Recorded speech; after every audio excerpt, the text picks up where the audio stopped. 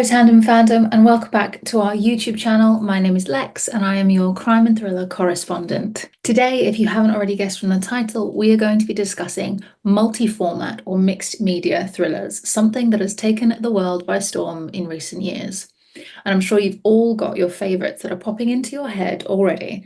So if I don't mention them, please do drop them in the comments below because I am slowly collecting these recommendations, really enjoying them. I would also like to say a huge thank you to some of our crime community who helped me pull together this list of recommendations, and you can find some of their reviews and recommendations of certain books in the description below. So huge thank you for that. Now, when I got to thinking about mixed media books, the first thing that I could think of that felt like the most accessible, that we'd seen the most, is when books feature a map at the beginning. You know, it's technically mixed media, it's a picture, it's an illustration, it's been drawn, but it's also not new anymore.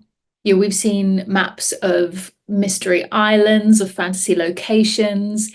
We're seeing like house floor plans, which I love, by the way. That is one of my favorite things, is when I can really plot out and see the house in my head. Whose bedroom is where? I get my Cluedo hat on and I get very invested. But what I'm going to run you through today is what I think some of the best books are, who are doing it the best and setting the format anew.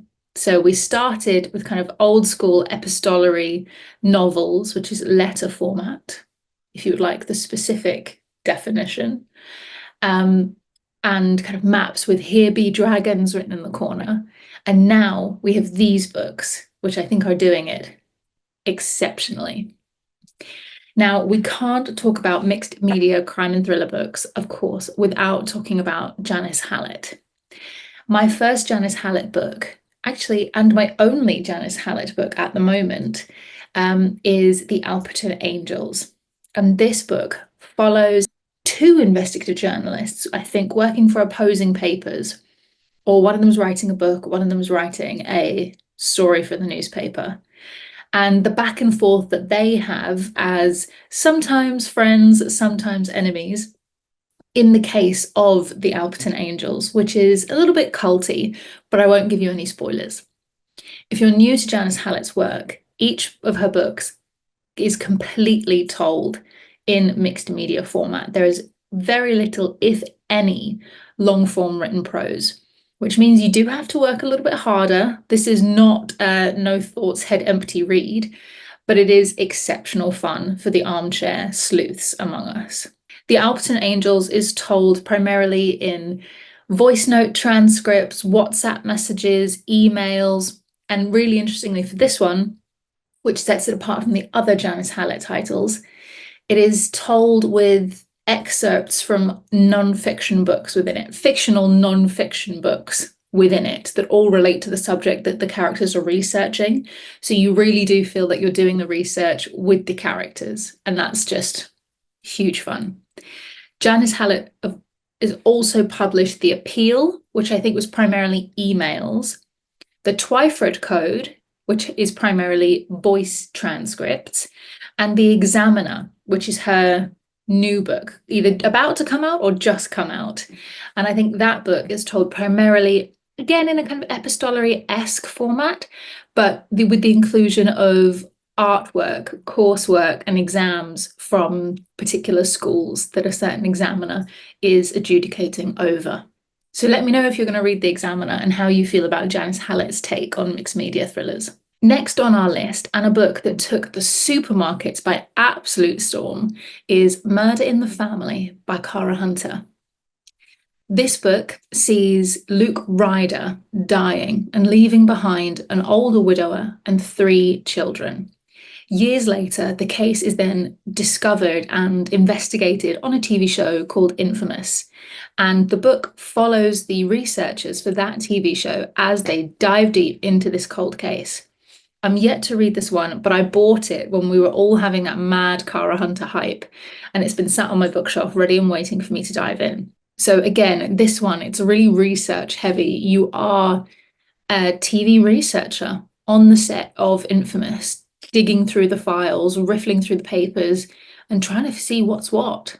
Next on the list is one of my personal favourites and potentially a little bit less extreme of an epistolary mixed media format novel is None of This Is True by Lisa Jewell.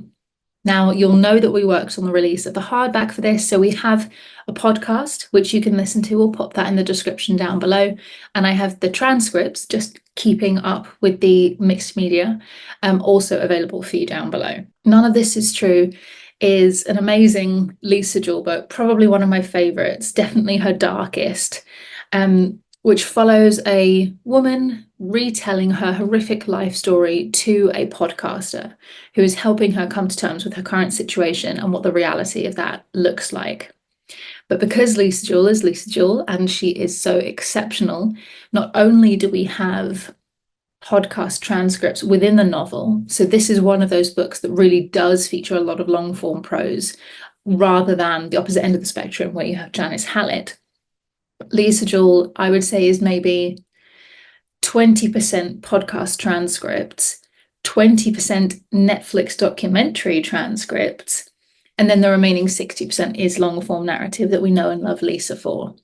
The reason that I love this one so much is because it feels like it really just pointed a finger at the trend of true crime podcasts, true crime documentaries going hand in hand and being paired together, that we all seem to be completely consuming with a rapid appetite.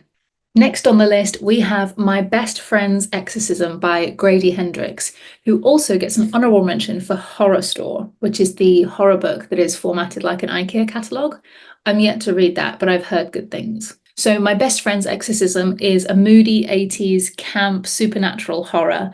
The cover of the book very much gives me kind of R.L. Stine 80s Goosebumps vibes, and it's told through photos and flyers, questionnaires, newspaper clippings. I love newspaper clippings in books. It feels like the author has gone a little bit further to kind of add some of that extra detail in there, and you get to pick out some of the details that you think are going to be the most important. I haven't read that one. I haven't read anything by Grady Hendrix. So if you think that I should, let me know and I will do some ordering and bump them up my TBR. Now we just have two more on our list, and I wonder if you can guess which either of them are. First up, we have The Night Swim by Megan Goldin. This book follows a podcaster in a small town investigating a current case of an Olympic swimmer who is accused of raping a local granddaughter.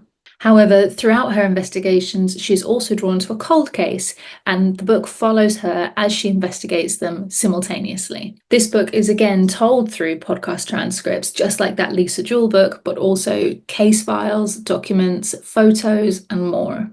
This has been recommended by a few other members of Team Tandem to me, and again, I've just not gotten around to it, so I will. There are so many books that I just haven't read, and it feels like, gosh, what am I doing? Like, I must just be sitting around. I mean, I am just sitting around scrolling on TikTok all the time, but I read a lot, and yet there are still so many books that I have just not read, that I have too much books and not enough time to read all of the books.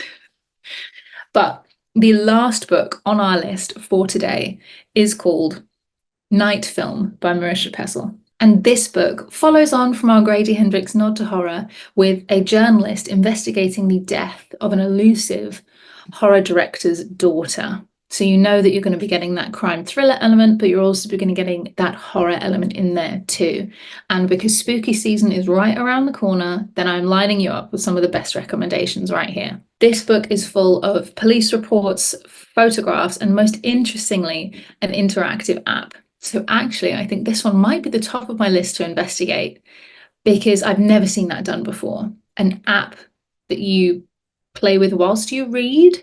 That might be the ideal way to get my head out of scrolling TikTok and actually focusing on the book and the world that I'm exploring that way, because I still get to use my phone. But we will see. Have any of you read Night Film?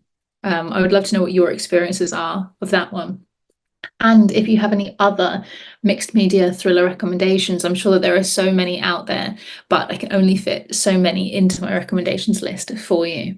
So that's it from me. Thank you so much for coming to hang out on another Tandem Fandom YouTube channel. And as always, in the description below, you can find links to our newsletter and our Instagram and our TikTok, all of where you can see most of our recent content. And the newsletter is where you'll see all of the upcoming read-alongs, opportunities, and mail-outs, where you can get your hands on some of the most amazing books that we can't wait to tell you about. In the meantime, drop your thoughts below, let me know if you've got any recommendations, and I'll see you super soon.